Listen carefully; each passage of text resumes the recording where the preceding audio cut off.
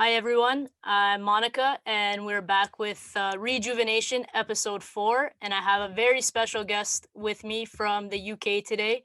Um, we will talk about all things Juventus in terms of Serie A, Champions League, and a little bit pre-match Porto. So without further ado, can you introduce yourself? Yeah, sure. Yeah, my name's Carlo Garganese. You can follow me on Twitter at Carlo Garganese.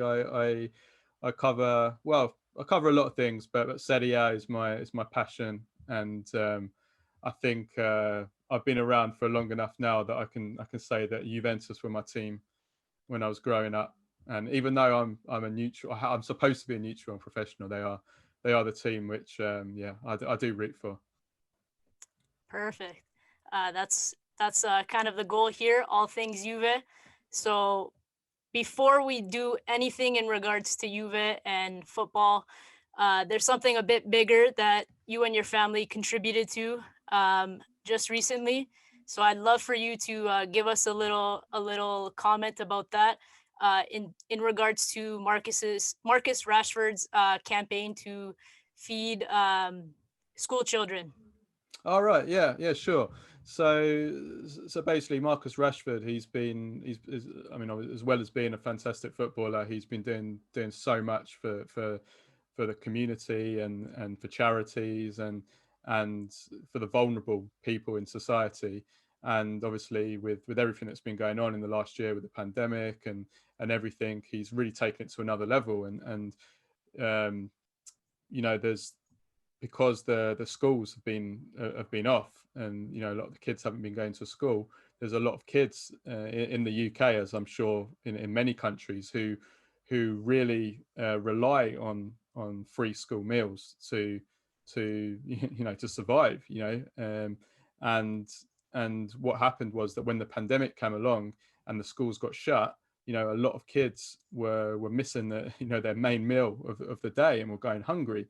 So Marcus Rashford he started this campaign because at first that the government were refusing to the UK government were refusing to provide these free school meals for the kids once the schools were shut during the holidays and everything. And obviously when you add the pandemic and everything onto it and all the financial troubles that people are having, and it's really tough. And so Rashford brought about this reversal, and the government agreed to do it. And then what happened was later in the year, later in 2020, in kind of October time, when in the UK we have the half-term holidays where the kids are off for a week or 2 weeks, depending on the schools. And again, the government refused to give these free school meals to the kids while they were on holiday.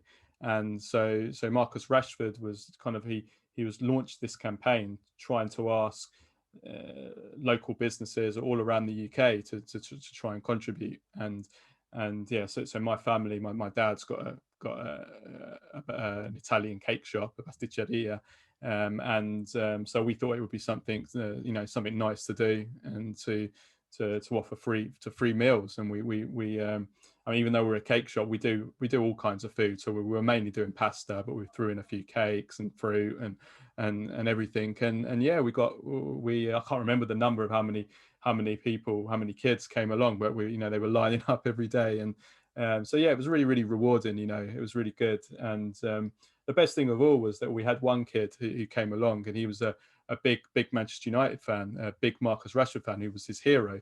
And he actually turned up. He came every day, and he came every day with wearing his Marcus Rashford kit with the Rashford name on the back.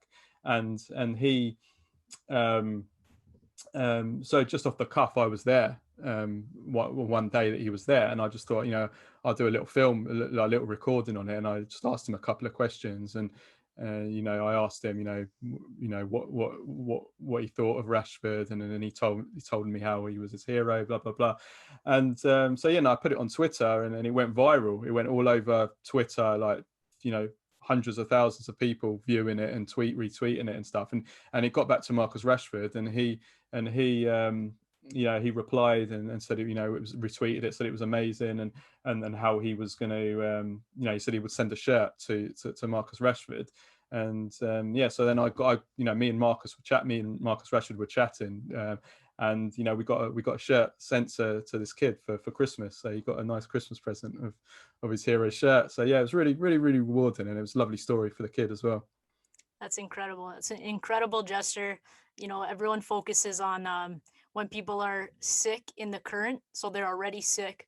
But like as a nurse, that's an important thing, health promotion, and essentially it prevents illness to begin with, and it's often overlooked. So I really wanted to point that out, and say thank you to you and your family for doing that.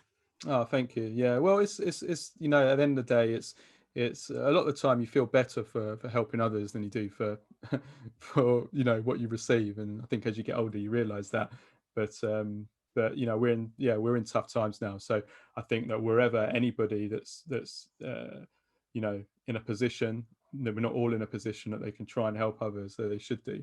And in fact, I was just saying on my own podcast earlier, we were recording, and we have a section on the podcast where we have like a bad show of the week, where we try and we shine a light on someone who's done something good. It could be on or off the pitch, and actually what I shone on this week was just some charity that Ronaldo did, where he actually paid for the treatment of this young kid, 7-year-old in Portugal, who's got a rare form of cancer. The parents couldn't afford the operation, and Ronaldo and his girlfriend Georgina paid for it. And it's good that people that are in a position to help, especially footballers that are rich and they're privileged, and if they can help in this situation, they definitely should do. Of course, of course. You said it perfectly there. So just to flip over to what we're here to talk about in terms of football.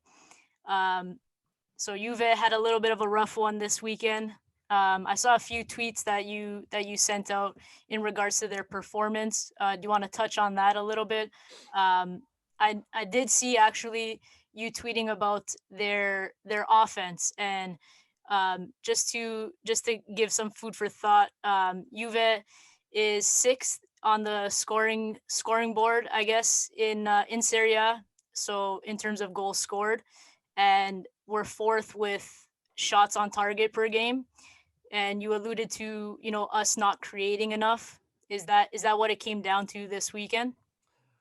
This weekend, maybe not. In the first half, yes, because I actually put out a tweet at half time that it seemed to be the same old story with Juve that we've seen this season, that they're just not creating enough chances, and the stats show that clearly. I mean, you mentioned there the number of goals that Juve have scored this season. They're 6th in the table, but they're around that position in the table for all the key metrics when it comes to goal scoring. Chances created, I think they're 6th. Shots on goal, I think they're fifth or 6th. And they just don't create enough, and that's why I think they're where they are in the table. And for the first half, I think that was the case again, because Juventus completely dominated possession and territory first half, and second half, the whole game. But in the first half, they didn't create anything. Having said that, though, I thought in the second half they did create quite a lot of chances. I thought Juventus were unlucky actually against Napoli. I thought they were very dominant. They were the leaders on the pitch, and really they conceded nothing. I mean, there was all Napoli had. The only chance Napoli had was the penalty, which you can argue whether it was or wasn't a penalty. I personally thought it was harsh, but even if it was a penalty, that's all Napoli created, and it was lucky for them to get a penalty out of a nothing situation. That's all Juventus conceded. They conceded nothing. So I thought they played really well. And on another day, that I think they would have won, by a couple of goals. It was just one of those games. But generally speaking, this season, yes, Juventus haven't created enough chances. And do you believe that it's hard to be hopeful with Inter capitalizing this weekend? Do you think that kind of put the nail in the coffin? I wouldn't say the nail in the coffin, because if Juventus win the game in hand, it's 5 points, and then they still have to play Inter at home, win that, it's 2 points, and then there's still plenty of games left. There's still 17, for Juve, I think, and 16 for everyone else. There's still a long way to go. I wouldn't say it's the nail in the coffin, but I think Juventus, they're now in a situation, Juve, where they can't make any more mistakes, Juve, and they're also obviously relying on Inter to slip up. So when you're in that situation, then it's not easy. I think the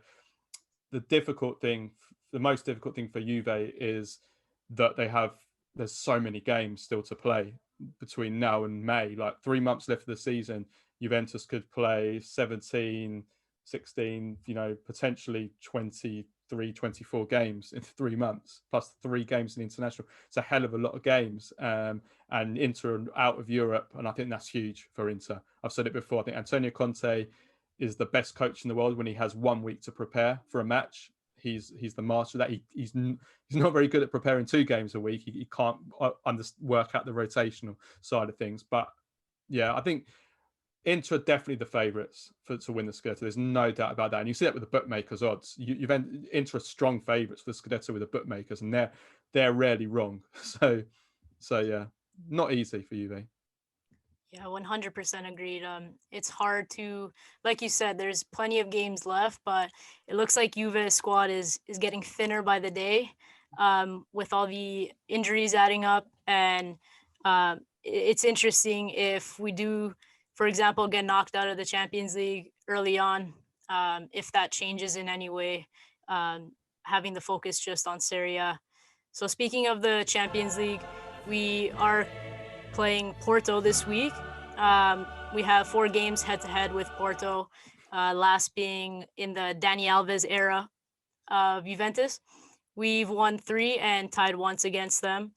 They look to be playing a 4-4-2 most often, but they did go to a 5-4-1 against Man City in their group matches.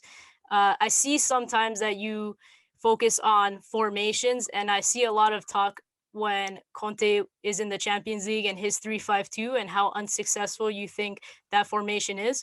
So do you think the formation matters in Europe, in Serie A, maybe if it matters more or less in one or the other? And or are tactics more important than and your player selection rather than formation?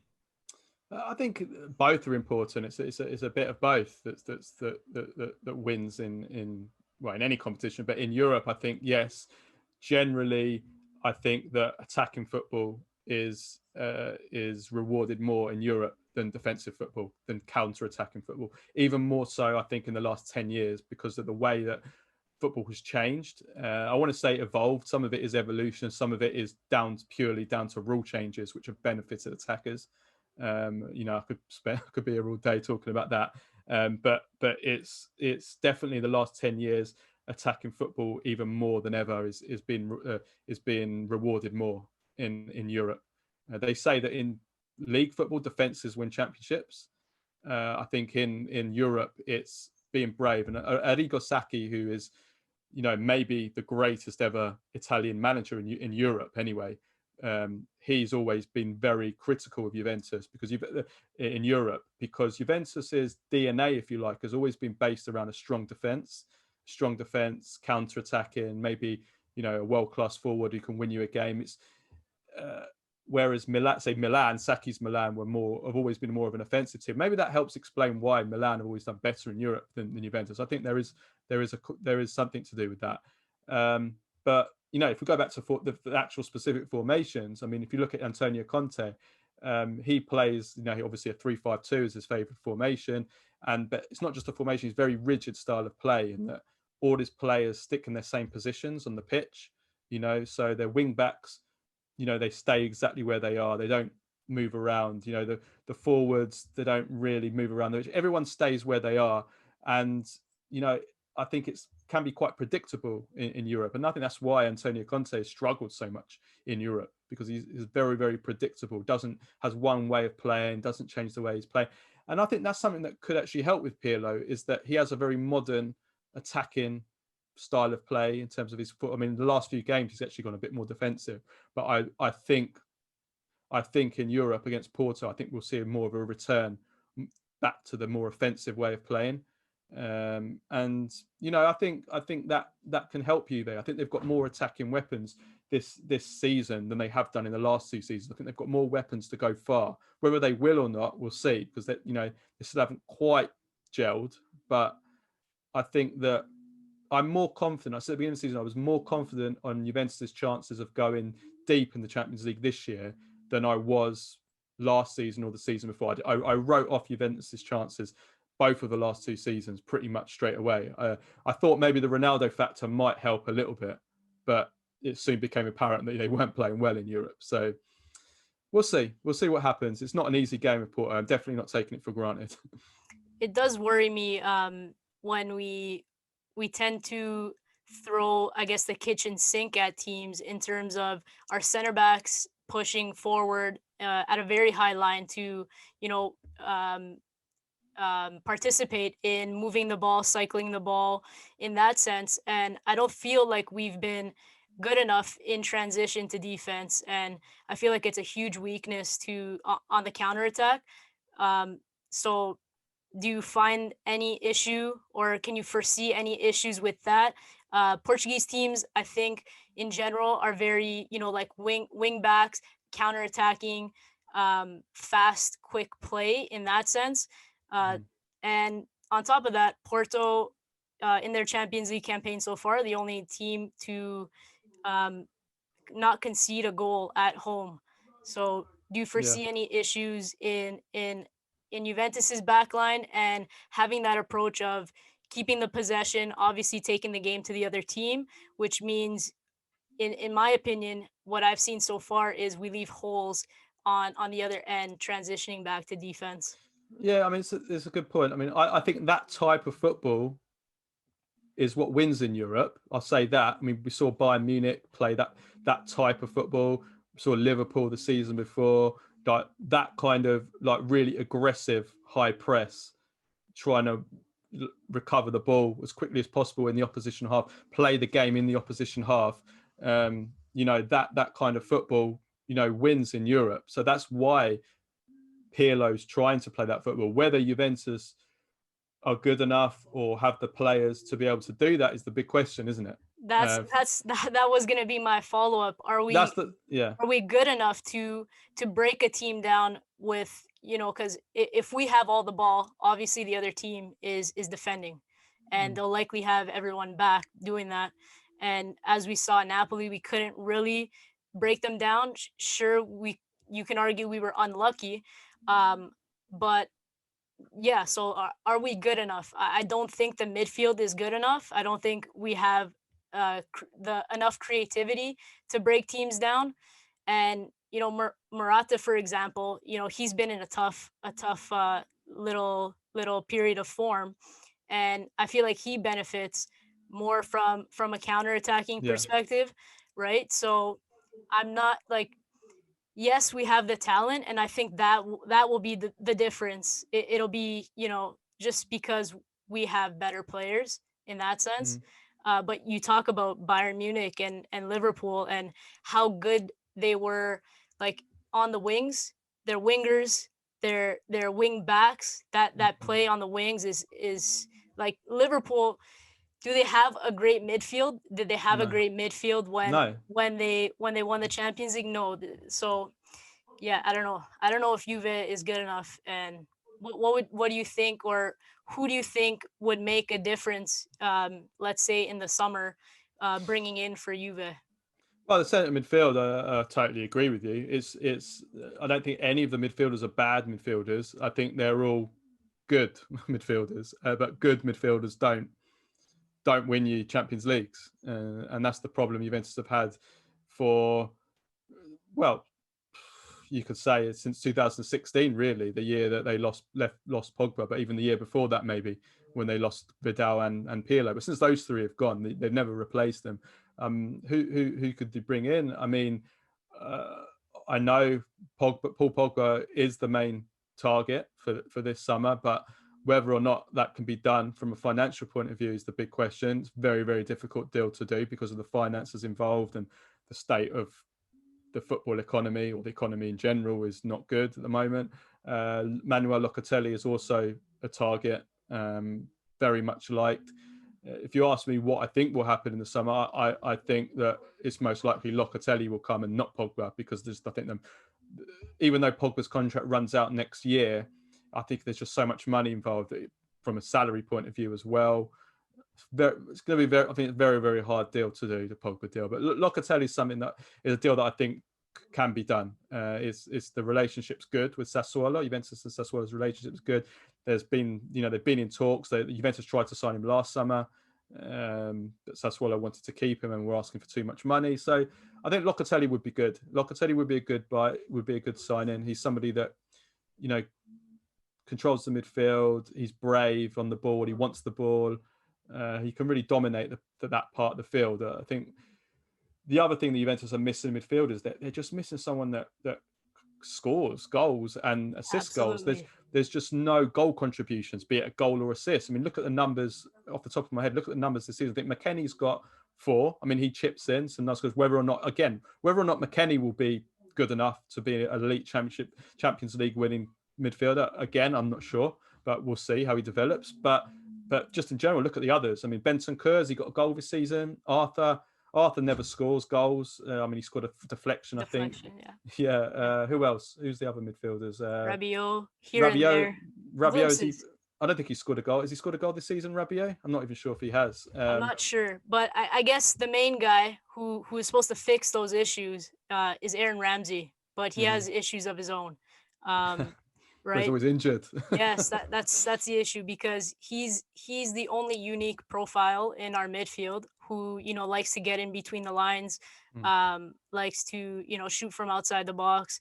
And you mentioned that, and the numbers of the number of shots we've taken, since having that stellar midfield compared to now has just dropped from outside the box. And I feel like we're missing that, maybe even more than a regista sometimes. So yeah, I agree with you there.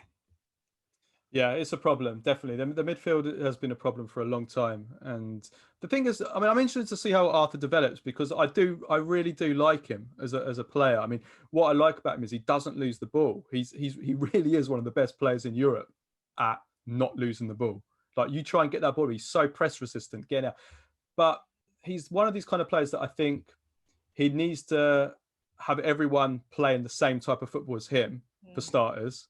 I think he'd be really good in a Maurizio Sarri team, to be honest, which is funny, seeing as Sarri was there last season.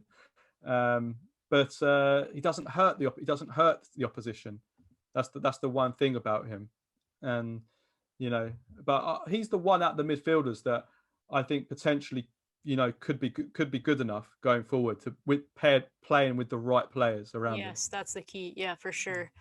He's spoken about how he likes to be further up the pitch, and we usually don't see that. And maybe that's because of who the profiles around him as well. But speaking of Arthur, so he's one of the guys who we're kind of injury FC right now. He's one of the guys sidelined, along with Cuadrado. Dybala is not 100% fit. We spoke about Ramsey as well. McKennie suffering a little knock on his hip, but still came off the bench against Napoli, and Bonucci was benched for those reasons as well. So how do you think Pirlo sets his team up? Which personnel against Porto? Yes, but it's interesting. There's a lot of interesting selections. I mean, I think the wide roles should be pretty obvious. I think it will be Alexandro on the left, and well, I hope it's not Bernardeschi, and Chiesa on the right. I think that I'm pretty confident that will be the case. Then you've got in defence, you've really got 3 from 4, because the 3 centre backs, because Demiral I don't think will start, and I think then you're looking at 3 from Bonucci, Chiellini, De Ligt, and Danilo. Now, I expect Danilo to play because he always plays, and because he's very important for that transition that you mentioned from defence to attack and vice versa. He's very important. So I think Danilo will start. Then De Ligt, I think if Pirlo doesn't start De Ligt, then he's opening himself up for massive criticism if something goes wrong, because he is the most important defender Juventus have for the style of play that Pirlo wants to play, winning the ball high up. He's one of the best at winning it on the halfway line. I mean, the difference he made when he came back in November was huge. So I think De Ligt has to play. So then really it is a question of, do you go with Chiellini or Bonucci? Now it sounds crazy to say play Chiellini in the center of a three-man, although he has actually played there once or twice this season and it worked okay. Or do you play Bonucci, who's coming back from an injury? But you know, it's a difficult one out of those two. I mean, I probably go. It depends how Pirlo plays the game. You know, Yeah. if he wants to play with a high line, I'll go Bonucci, because we saw Chiellini with an ultra high line, you know, against Inter. Then Juventus risked a lot. Well, they got hurt in the 2-0 game I'm talking about. Yes. Yes. So depends. If he decides to play 10 yards further back, then I maybe would go with Chiellini, because Chiellini is the master still at defending his box. So That's a good point. yeah, In terms of this, in terms of Bonucci, there's so much talk always with him being in the lineup. A lot of Demiral lovers in general. Are you a fan of Bonucci, and do you think that his characteristics offer something back there? I mean, it's obvious his characteristics are offered and are unique as opposed to any other defender we have. Like there's no doubt that he's the most comfortable with the ball at his feet and can get us out of those tight positions. It just made me think against Napoli when they were pressing us so high in the first half, how having one of him or Arthur would have maybe benefited Juve a little bit more in terms of starting up a counterattack, because we, like, considering how high Napoli's press was in the first half, I feel like we couldn't even get anything going in that sense. Do you think Bonucci's ability on the ball is important when you're missing a guy like Arthur? against Porto, I don't know, because Porto are not against really the really best teams in Europe. I think yes, because I think that the one thing that Juventus have struggled with, for I think all Italian teams seem to struggle with, especially against the English teams, is they can't get out. They can't. They're just not used to that intensity of press high up the pitch, because the level, the intensity and the speed of the Premier League is just so much higher than Serie A, that it's just a complete culture shock. That it almost takes half an hour, 45 minutes just for them to get up to speed of the game and getting out of their half. I mean, you know, we're talking about Liverpool, but Manchester City also, obviously with Pep, are very good at it as well. Look, they just pin you into your own penalty area and you just can't get out. And that's when you need players that can break the press, like Arthur. Quadrado is actually very good at it as well. Chiellini is very underrated at it. You see, people think he can't pass, but he can have a little surge. Sometimes it's not just about being able to pass; it's just having a little surge With the out ball. of Yeah. with the ball. And Chiellini's actually always been very underrated at doing that. But Bonucci obviously is a master at using the ball. So yeah, I think against against the Liverpool, or although Liverpool look very flat this season, against Man City or Bayern, I think Bonucci could be useful. But you know, you also, I guess, you have to look at the defensive side of things as well. And I think Bonucci definitely has been declining there for a while now. So it's a double-edged sword, isn't it? It goes both ways. Yes, you know what you get from Bonucci for sure. Um, so what do you think our chances are against Porto, and who would be the key player, I guess, to decide the tie? Or if there's not like a key player, or you could argue that there's obviously a key player. What is the key? I don't know, tactic or mentality, or in terms of that. Well, I'll be honest with you, I haven't seen massive amount of Porto play, so I'm a little bit ignorant on that on them. But talking purely from the Juventus point of view, someone needs to help Ronaldo, because in the last, since he's joined, he scored all Juventus's knockout goals, and that's just embarrassing. Yeah. It's embarrassing to be honest with you. So I think he will get more of a hand now, because, like I said, I think Juventus have got more attacking options to hurt the opposition. But problem is like you said, injury FC. You know, Dybala has been out and he's just coming back. Even if he plays against Porto, obviously it'll be from the bench, and he's not going to be anywhere near fitness. So you know, you worry about him. Kulusevski has been off form recently, to be honest with you. So really, you're looking at Ronaldo. You hope Morata gets gets back on it. And then you got Chiesa, who, you know, he gets so much abuse from not just Juventus fans, but just from Serie A fans in general. And I don't know why, because I think he's fantastic. I really do. I mean, he's unpolished diamond, but he's a match winner, and he always seems to turn up in the big games. I thought he was excellent against Napoli as well. I thought all Juventus' best moments were involved Chiesa. So I'm hoping that for a big performance from Chiesa, because he's the one player that he can beat his man. Juventus don't have too many of those players that can take on a man and just eliminate them. Chiesa, Cuadrado, you know, that's about it really. Kulusevski maybe, and they're the players that make the difference, I think, in Europe. 100%. We have a lot of players that kind of play, you know, horizontally, going side to side, but he's definitely our most direct player, wants to go at his man and beat his man all the time. And he was definitely the most inventive on the weekend. You really felt if something was going to come, it was going to come from him. Um, it kind of reminds me of my hopes for Douglas Costa when he was a part of our team, and I felt like, you know, if we're gonna make that push in Europe, it's gonna come through Douglas Costa. I mean, he had his own issues, but Chiesa really reminds me of that spark needed, especially in Europe. So I 100% agree with you on there. Do you think that he's been, or who do you think has been, I guess, Juventus's best player of the season so far? Ooh, tough one. I mean, I guess you have to go with Ronaldo purely because just look at the goals and, you know, how many goals he's contributing to this Juventus team. I don't know the percentage, but, you know, you take away your Ronaldo's goals. I thought Morata was really great in the first month or two. Maybe Juventus' best player in the first couple of months of the season. But then Especially when Ronaldo was missing with COVID.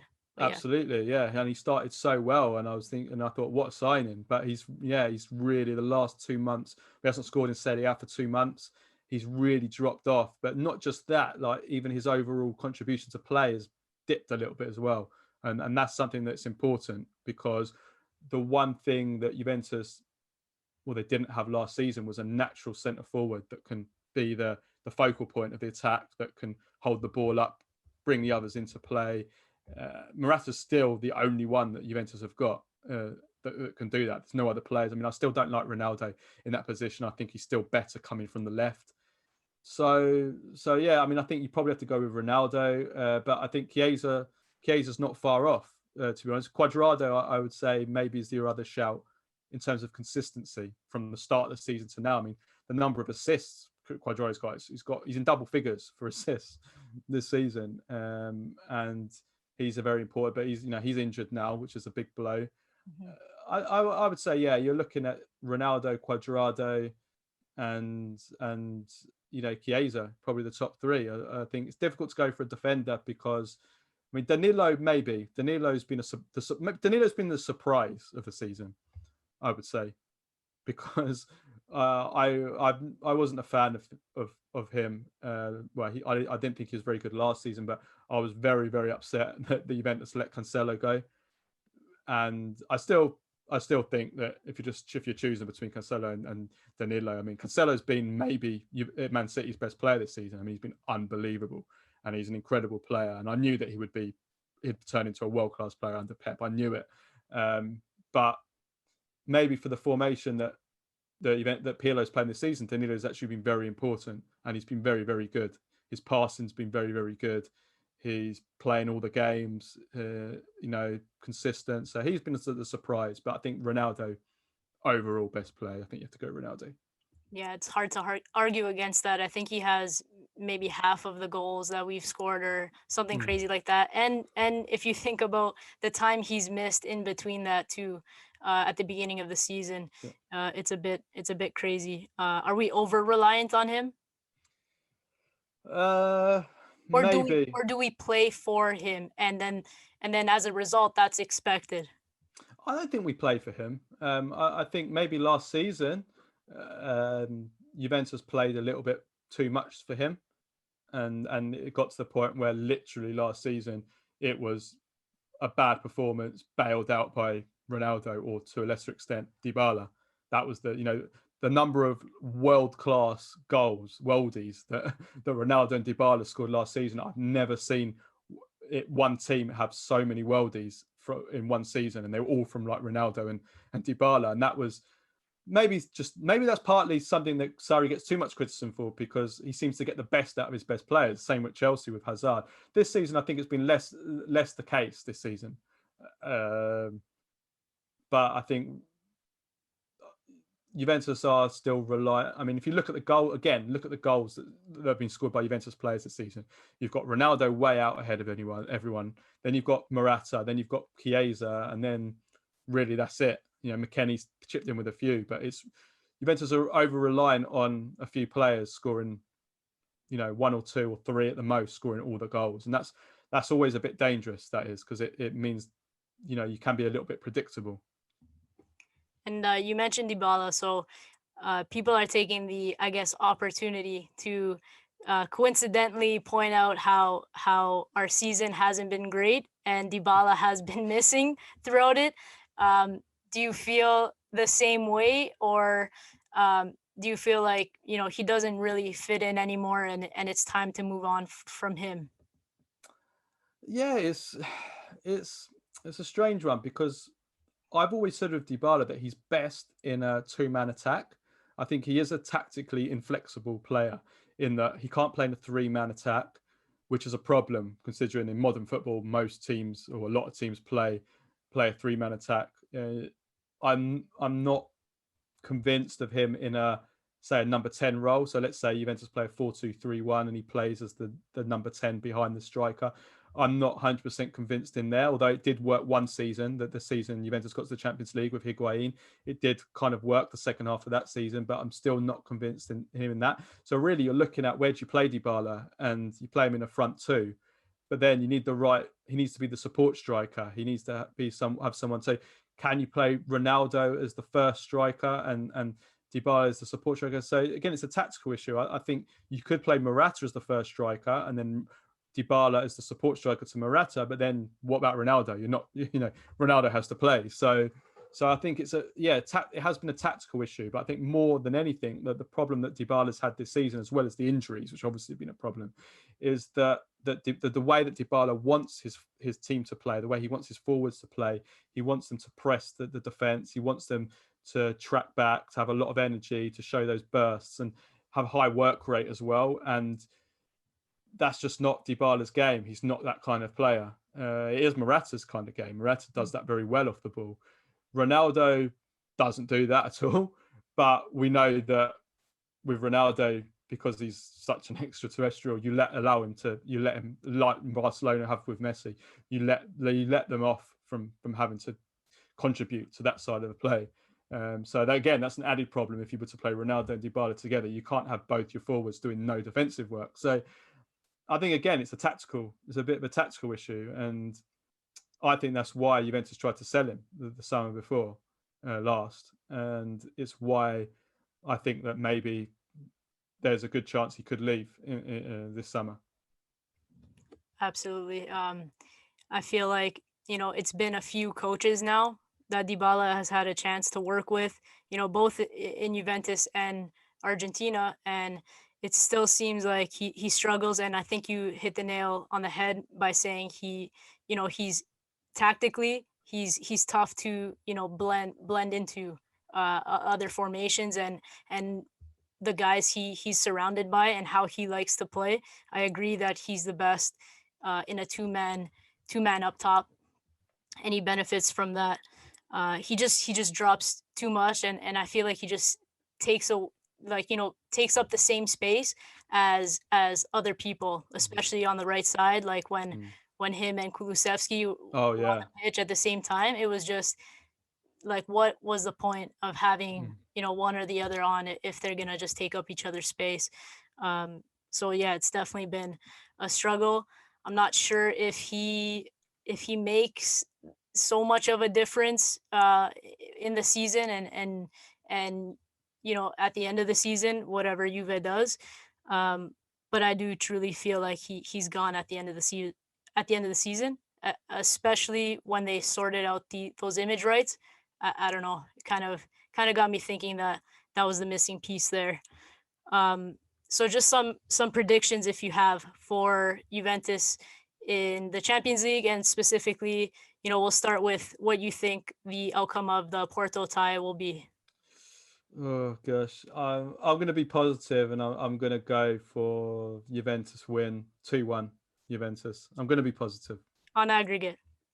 Oh, on aggregate. Oof, gosh, difficult. It's difficult with aggregate because it all depends on the first leg, how it goes. I mean, I'll go 3-1 Juventus on aggregate. 3-1. And do you think our journey ends at the next stage, or how far do you think Juve will get into the Champions League? I know it's about luck and who you draw, but I mean, considering how we've gone out to Ajax and Lyon, and it could be another trap here with Porto. What do you think? I think that there are better teams than Juventus in the Champions League. Put it that way. I think.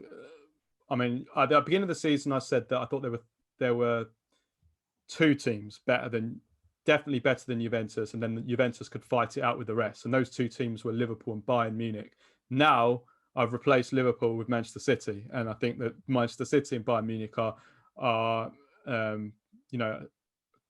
good few steps ahead of everyone else. And Liverpool, are really struggling with physically. They look very flat and exhausted this season. So I think that Juventus can fight it out with all the rest of the teams, and then it just depends on the draw, and then it depends on injuries. Can Juventus have their full strength team out? Coronavirus. I mean, could we have players out with coronavirus? Also, where the game's going to be played, because there's a situation with the English teams right now where they're playing their games in neutral venues. So if Juventus draw an English team, will they be able to play the home game in Turin or not? Or it depends what the rules are, what the law will be at the time. I don't know. Things can change there. So it's a very weird season as well. It's very, very, very hard to make predictions this season, I think, especially in knockout football. Anything can happen anyway. So I will say that with a good draw, I think Juventus could get to the semi-finals. But can I see Juventus winning the Champions League? I think it'll be difficult. I hope I'm wrong now. Given that, so you said that predictions are tough this season, so naturally I'm going to ask you for one more prediction. Do you think Juventus go trophyless this season? Trophyless. They got Atalanta in the Coppa Italia final, and you know what? I'm not even sure when that Coppa Italia final is. I'm assuming it's in May. Yeah, sometime in May, I think. In which case, I think by then Juventus will know, where they are in the Scudetto race and if they're in or out of the Champions League. So I'm going to say that Juventus won't go trophyless. That if they go into that game with nothing to play, with nothing, they can't win in any other competitions, then they'll go out and win it. I do think, though, that it's for Inter to lose the Scudetto race this season. I really do think that. I think, put it this way, if Inter don't win the title this year, then they won't win it. They'll never win it because they've got all the cards in their favor, all of them. Yeah, agree with that. I just feel like if Inter doesn't win it, Conte has to go, because I feel like that's a little bit of a catastrophe if they don't win it, like you said. I think he'll go anyway, to be honest with you. Oh, really? I think he'll go anyway, yeah, because he's I think he knows that he's not going to get any better than winning the Scudetto with Inter, with the ownership situation as well, because Inter are, it's very worrying for them what can happen to them, because of the financial crisis, and they're trying to find a buyer, and it's the only companies that are in it are private equity firms, and you always worry when they take over because they're only in it for the return. So what will happen? Will they just have to sell players? It's a lot of uncertainty around Inter, and that in fact might be the only thing that might stop them this season. That if we get to March or April and literally none of the players are getting paid and the club is literally in meltdown, that could have an effect on the squad. That's the only thing that I can think that might really, really hurt them this season. And what do you think, or how would you measure Pirlo's a successful term for Pirlo for this season? A successful term. Well, I think a lot. If Juventus don't win the league or the Champions League, then obviously, just looking at this season just on its own, you'd say that it's an unsuccessful season, regardless of winning the Coppa Italia or not.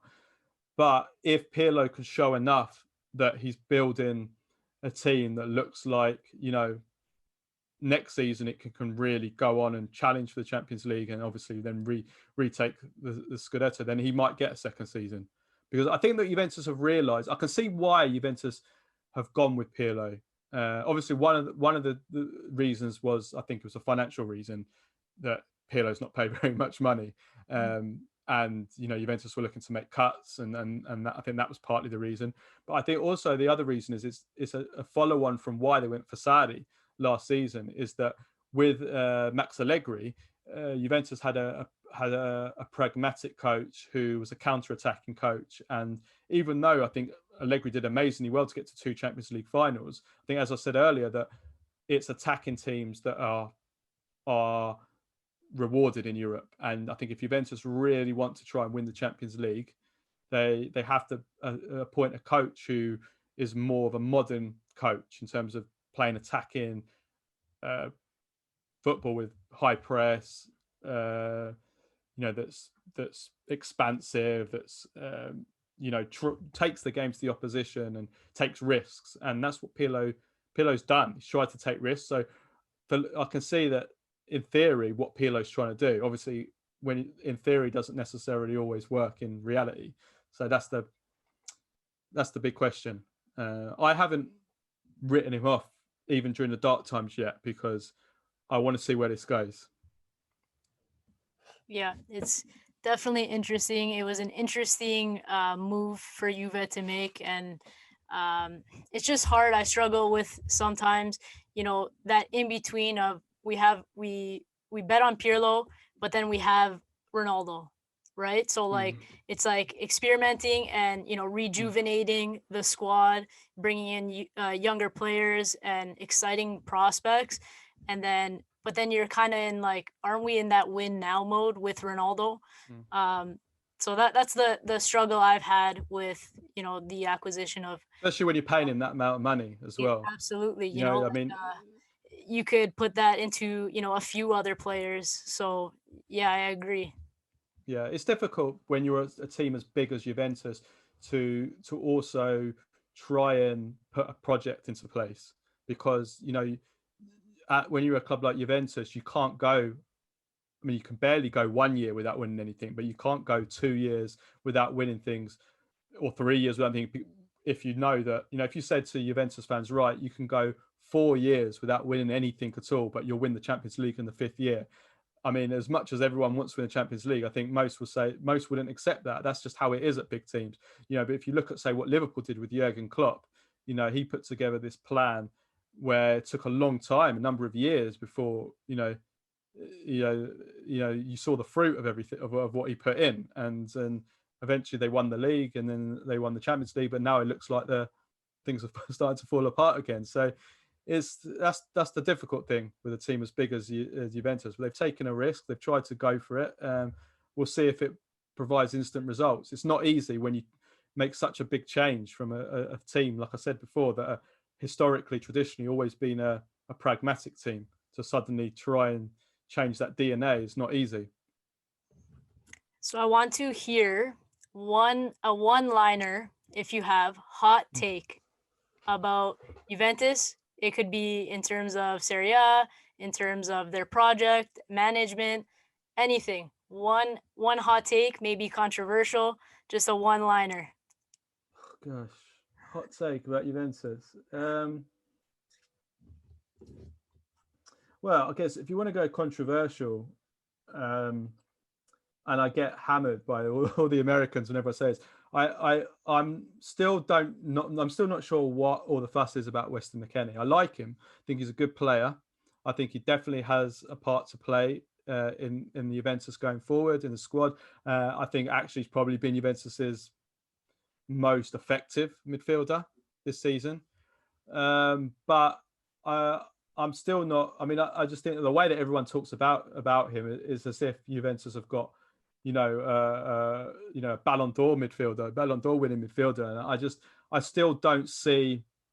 I'm still not sold yet that he is a player that you say, right, if Juventus want to win the Champions League, Weston McKennie is going to be in our midfield, in our starting 11 midfield. I'm still not sure. I mean, maybe that's not a hot take, maybe that's not that controversial, but I get so much abuse when I'm just not sure about him yet. I think he's a good player, and I think he definitely has a part to play in the Juventus squad. And I would probably start him right now.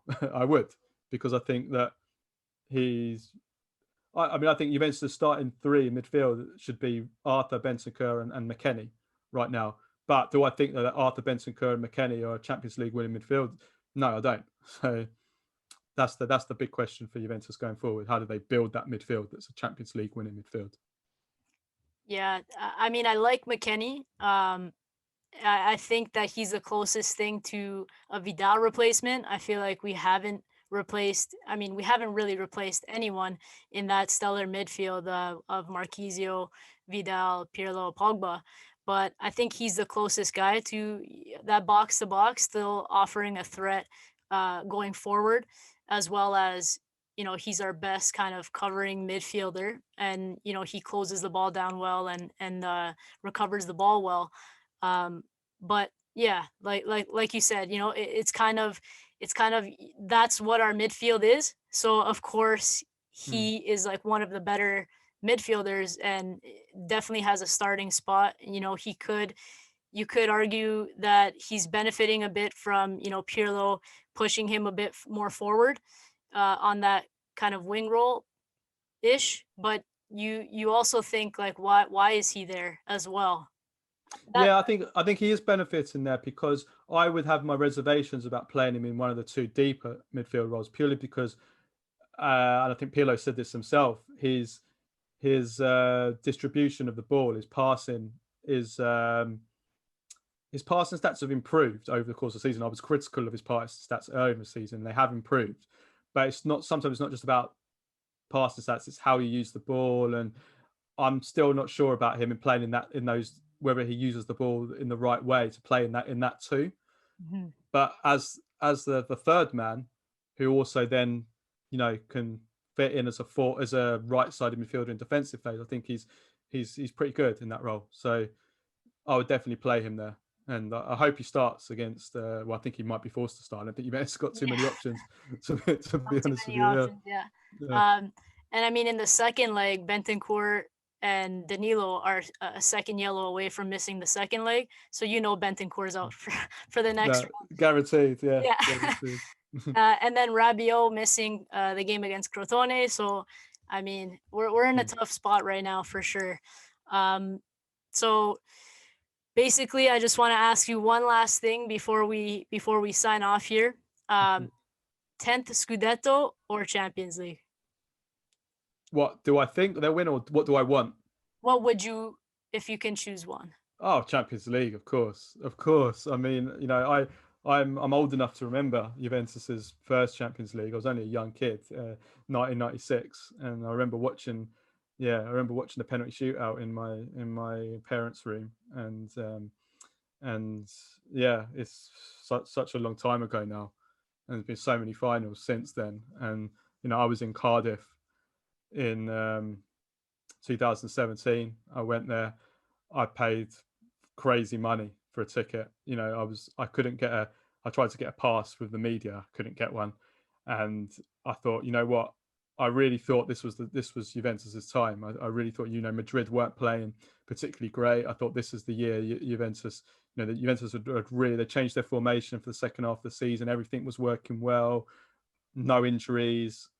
Everyone was on pretty good form. Thought Juventus were really thought Juventus were going to do it. I spent a crazy amount of money. Me and my friend, we drove all the way to Cardiff, like 7 hour return, 7 hour journey there and back, and yeah, it was just a shocker, disastrous performance. So yeah, I would love to see Juventus win the Champions League.